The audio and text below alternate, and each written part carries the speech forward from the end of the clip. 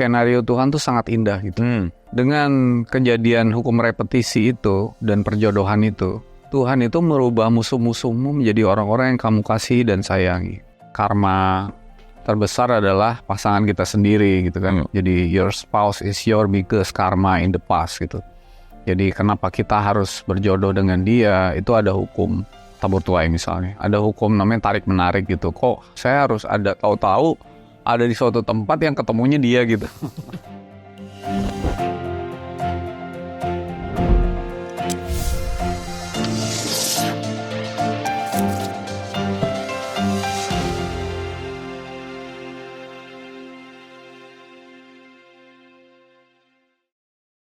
Assalamualaikum, selamat datang di Tiga Fakir. Nggak tahu apa-apa, nggak bisa apa-apa, dan bukan siapa-siapa. Masih bersama saya Abu, Sony, Dabe. Oke, kita kembali lagi belajar bersama kita Tiga Fakir. Dan kita selalu berterima kasih kepada sahabat Tiga Fakir yang selalu join, selalu mau belajar, membuka pikiran dan membuka hati. Dan kita sangat senang banget melihat komen-komennya. Dan di situ banyak pertanyaan-pertanyaan, banyak feedback. Dan kita selalu mencoba merespon dari feedback itu. Terima kasih kepada semua sahabat Tiga Fakir yang selalu involve gitu ya untuk nonton Tiga Fakir. Dan kita selalu mendisklaimer bahwa kita di sini ngobrol, kita di sini murid, kita di sini hanya bertukar pikiran yang kita tahu bahwa hashtagnya selalu bahwa sebanyak-banyak yang kita tahu lebih banyak yang kita nggak tahu.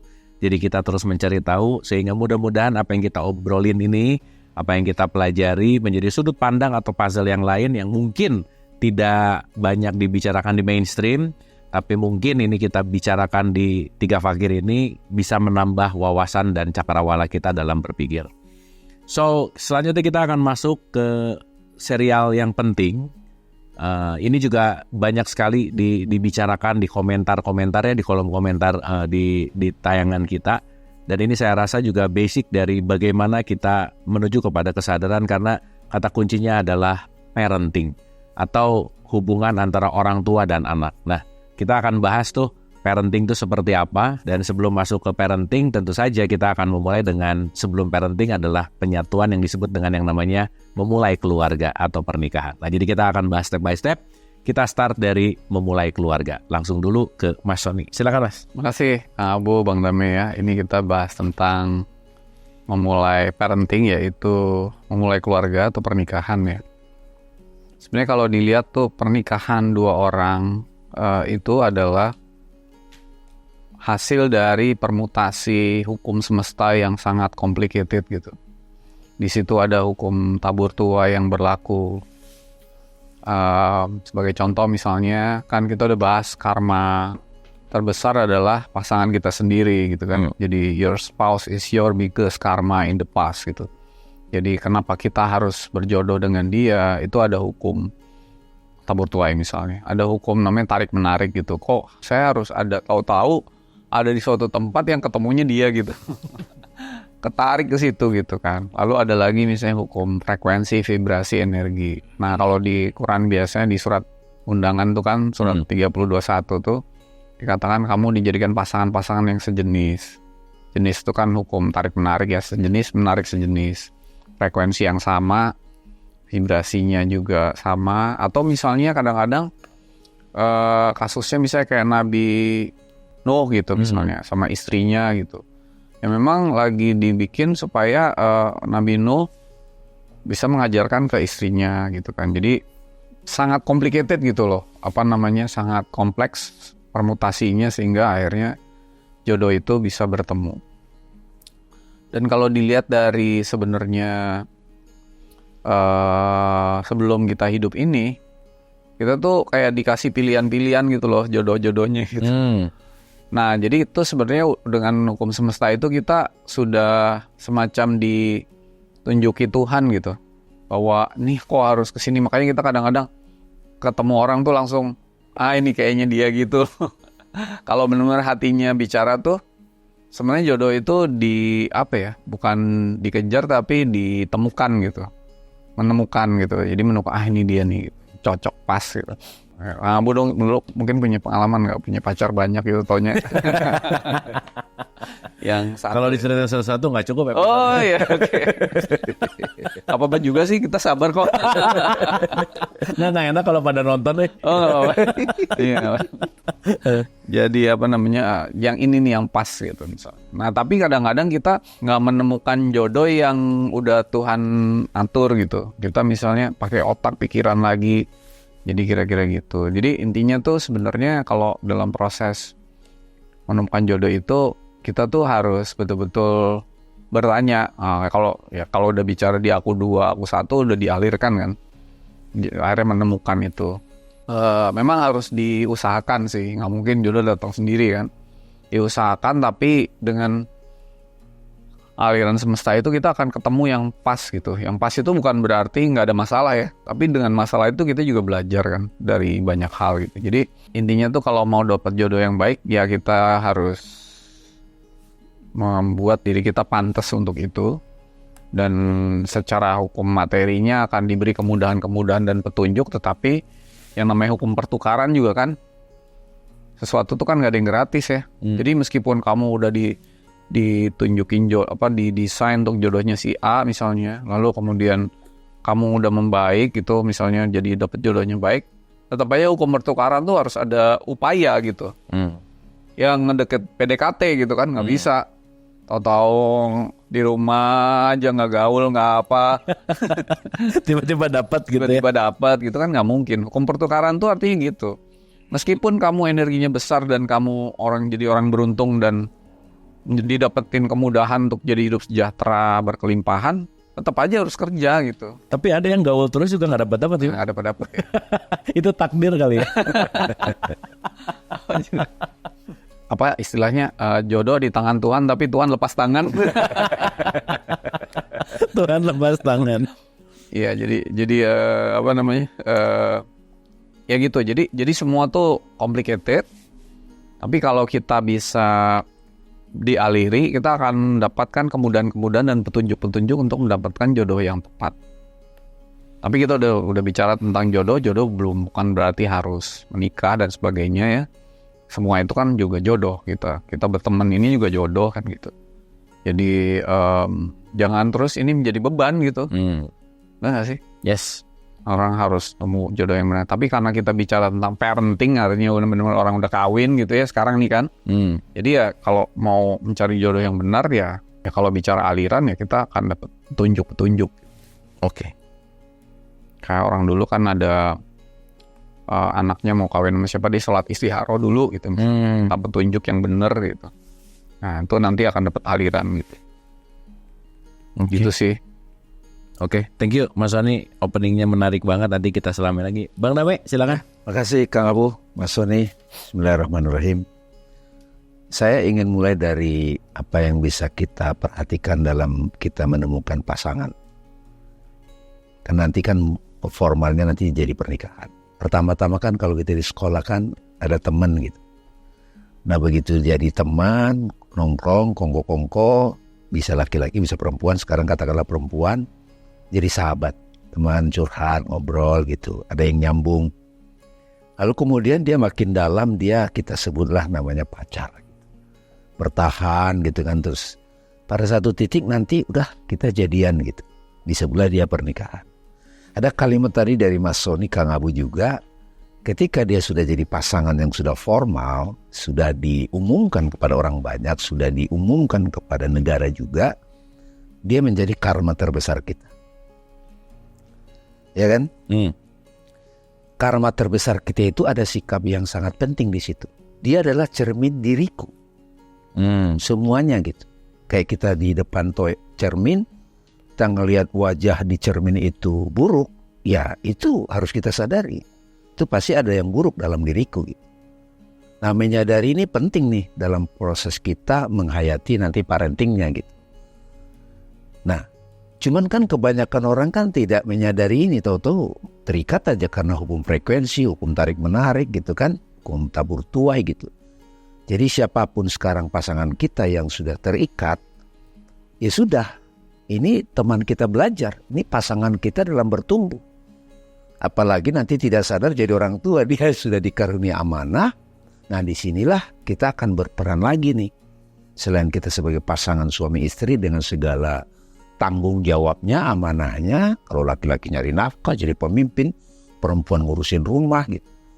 Tapi di situ mulai nambah lagi tuh peran pentingnya, yaitu seperti mengasuh gitu, menemani.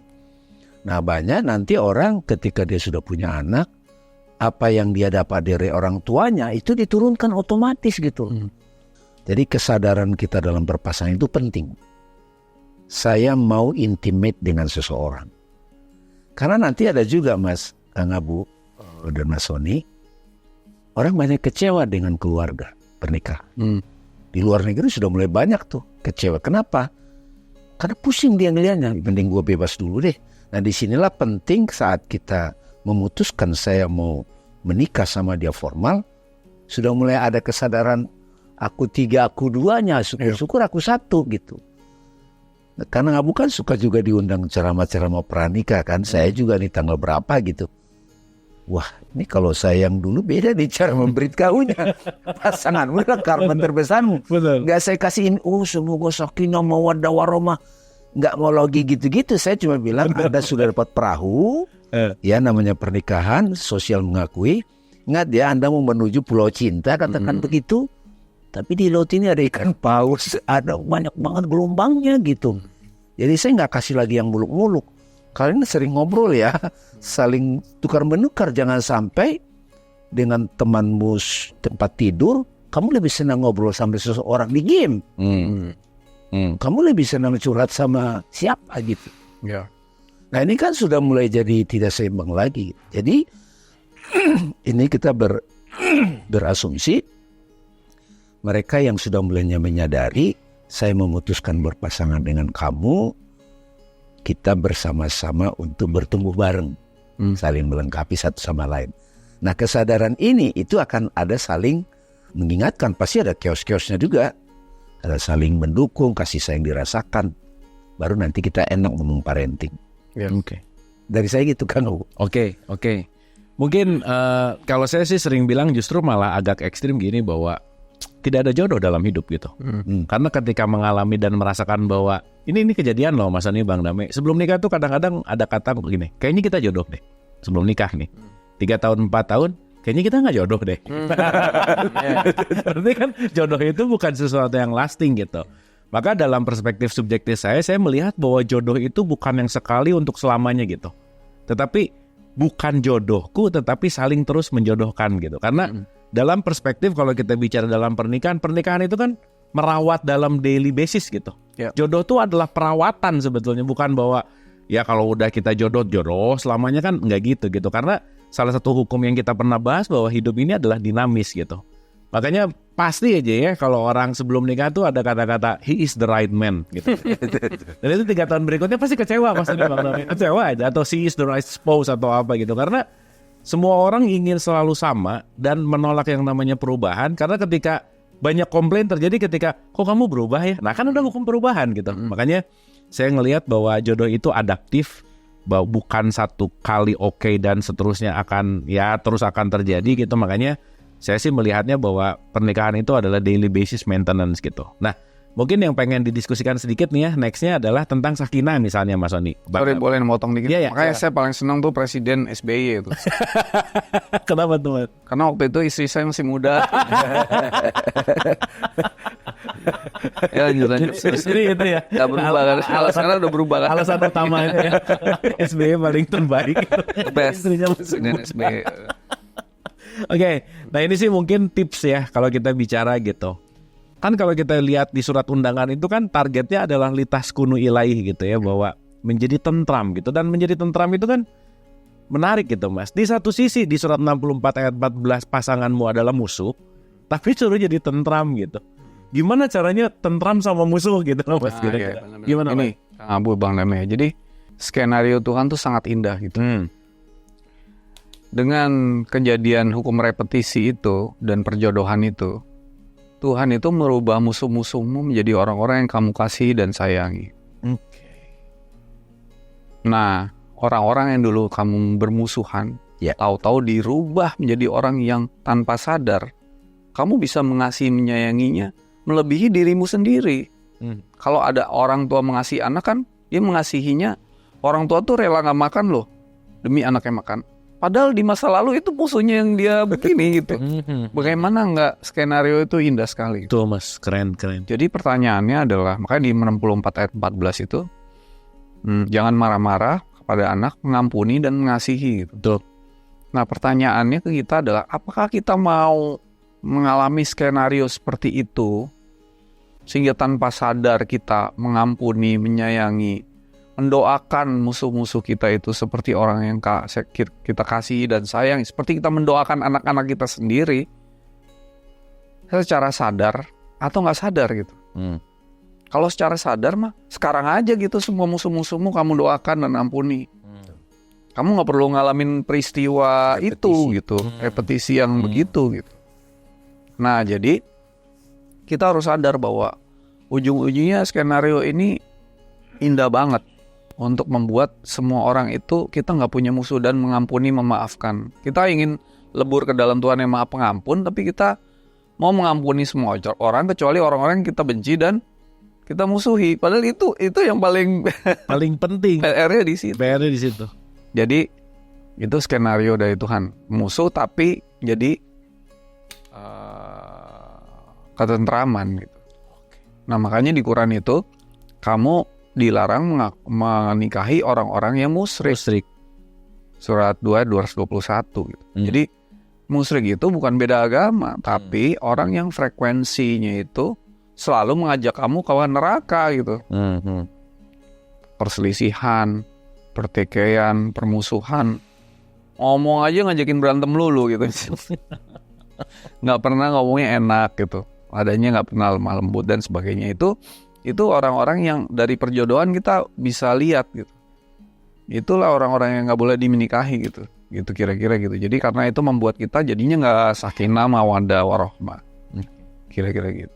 Jadi di dalam proses ta'aruf itu, tak kenal maka ta'aruf itu kita harus tahu ini gimana nih frekuensinya gitu. Nah kalau memang sudah terlanjur di dalam pernikahan itu ada yang mengajak kamu ke frekuensi neraka, ajak berbuat baik deh.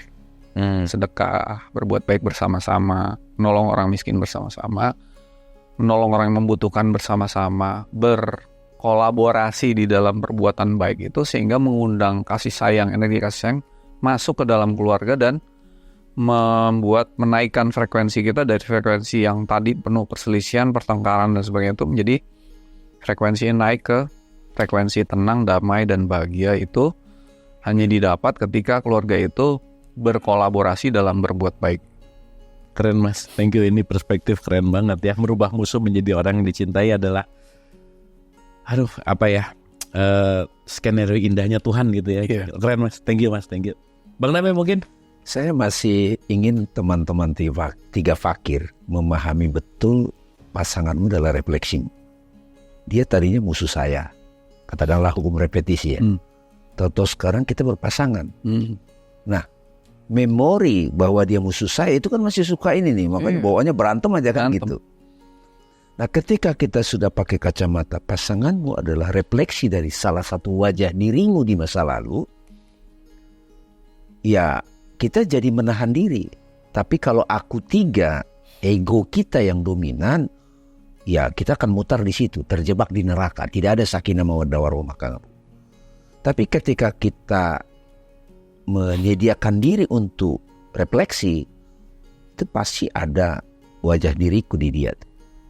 Nah disitulah dia proses pelan-pelan untuk melakukan transformasi dari aku 3 menuju aku 2.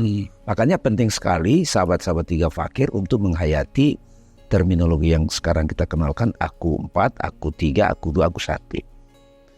Hanya di aku 2 lah dia mulai bisa bertransformasi. Yang tadinya musuh jadi dia menyayangi kan.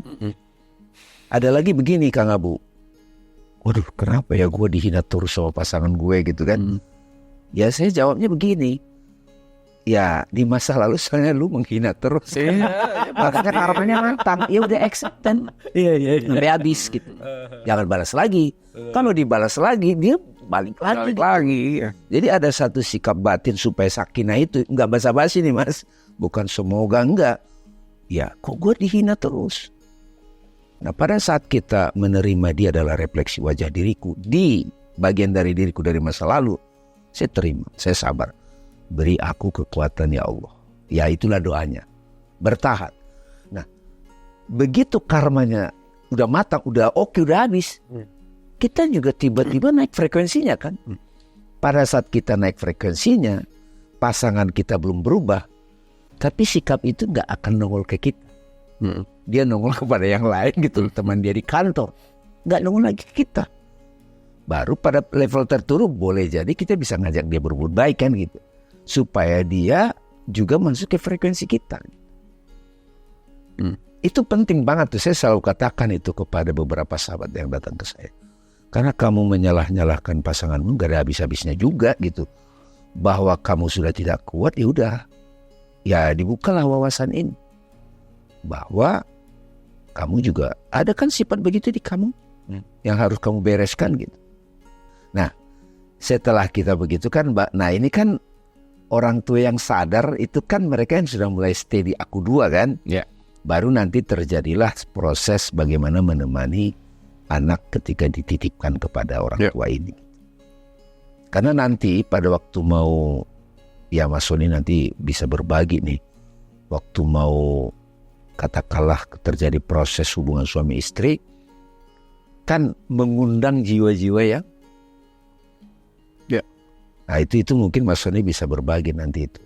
Tapi kalau kita dengan kemarahan, kebencian, dendam ya, yang terundang jiwa-jiwa yang seperti apa? Jiwa frekuensi itu. Roh-roh yang seperti apa? Iya, dan itu ada tradisinya juga. Saya pernah baca di mana gitu, ada dokumenterinya. Ada satu tradisi di Afrika pada saat sudah menikah. Itu begitu mereka sudah mau hubungan suami istri, itu melakukan satu proses meditasi dulu. Ada nyanyian-nyanyian surgawi. Begitu soulnya ada di situ, baru.